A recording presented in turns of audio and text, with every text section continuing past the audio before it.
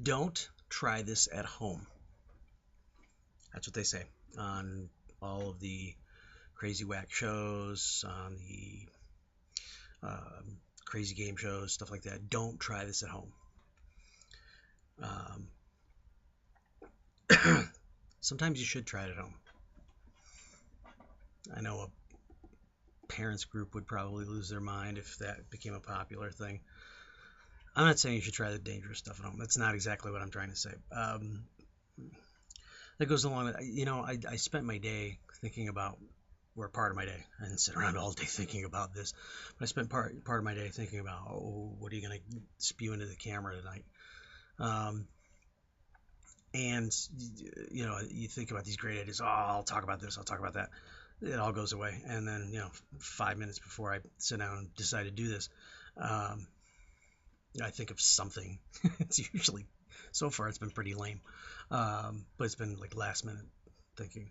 Uh, Sorry if I'm a little shiny. I just got out of the shower, so I'm all like clean.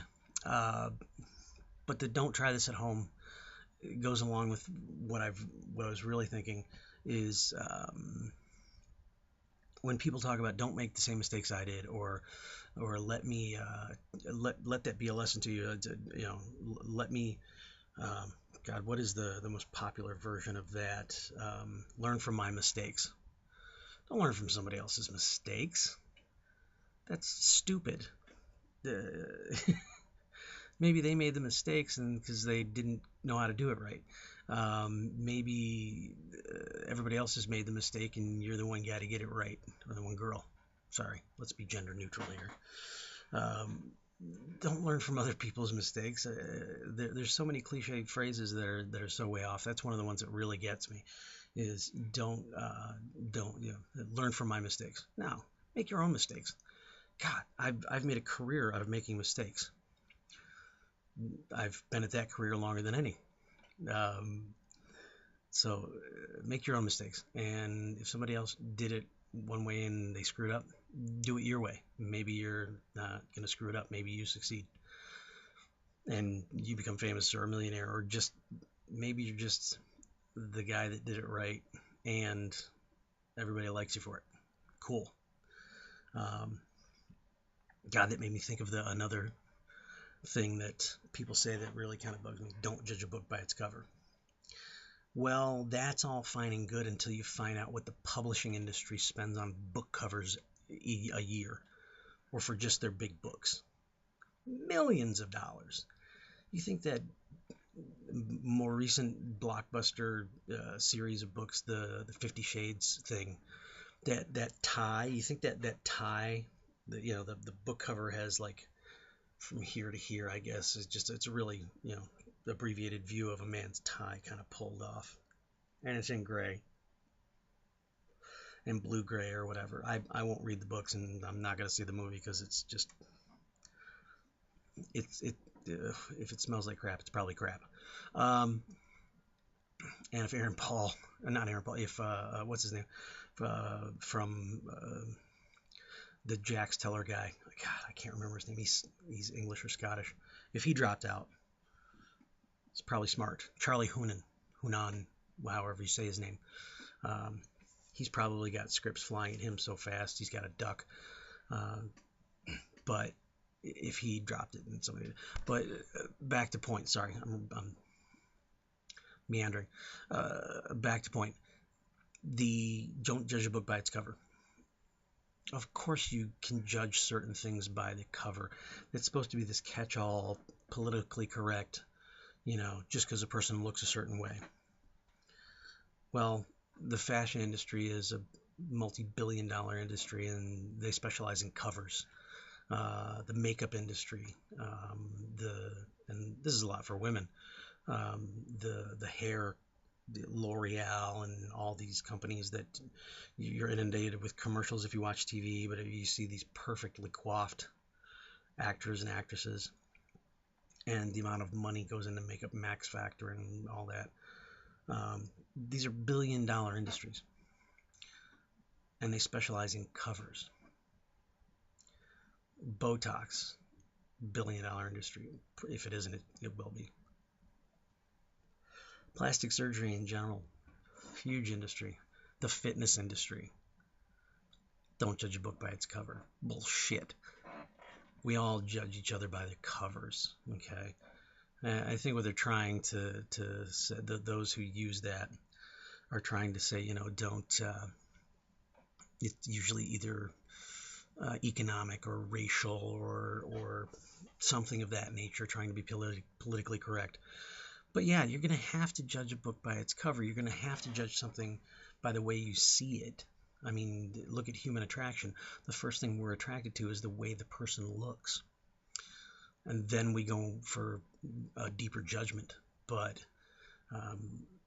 the world is pretty much run by two types of people. The rich / powerful, and the beautiful people, which quite often become rich and powerful because they're beautiful. So yeah, not judging a book by its cover, that's kind of silly, don't you think? There are caveats to everything like that. But I just find it kind of ridiculous to just take these little, things that you can spew out. When you rely on these little phrases all the time, there are people, and people like this, they rely on these phrases. You don't judge a book by its cover, don't make the same mistakes I did. These little quips and things like that. How fucking unoriginal. People will pull these phrases out of their ass when they don't have anything of their own to say. They don't have their own mind. They don't have enough creativity to come up with something better. So when you've got somebody who uses those, don't listen to much they have to say, because what they have to say is pretty worthless. Yeah, or they're hiding something and they don't want to let their true selves out, so they're just relying on something that it's like somebody who just quotes all the time, or quotes phrases from a book or a movie or anything like that to try to bolster the way they look. Be original. Come up with your own words. That's what I'm doing here, or at least I'm trying to. I've done a lot with words in my life. I have. You wouldn't know that because you don't know me, or if you do know me, you know that I spent some time writing and being on stage and whatnot. Use your own words. Think of them carefully. Try not to so much.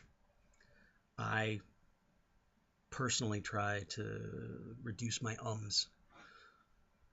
You can be thoughtful and not have to go Be thoughtful. Allow silence. Silence is a beautiful thing. Silence makes you look more introspective and thoughtful than So use your words, choose your words carefully, but use your own mind. Don't use somebody else's mind to spew them out. A little Southern iced tea. I threw an in there. So I guess what I'm really trying to get out of my head is the practice of borrowing other people's thoughts as if they were your own. That doesn't take any creativity. That doesn't take any more energy than being repeating something. You could very well carry around a little digital recorder, and just hit play on whichever one you think works. Whose ever quip, sample, part that seems to fit your occasion sort of generically. Or you could slow down for a second in this really, really accelerating world that we have and think for yourself. That's really the root of it. Pause. Let things breathe. And when you have your thoughts formed, speak them slowly, speak them clearly, so you're not misunderstood. Because your voice is really one of the most powerful things you have. Because it's attached to your mind, and the only way, it's not the only way, one of the big ways that we get what's in here out there is from here. So use your voice. But before you use your voice, use your brain. Don't let anybody tell you what to think. Think of it yourself. That's all I got tonight. Good night.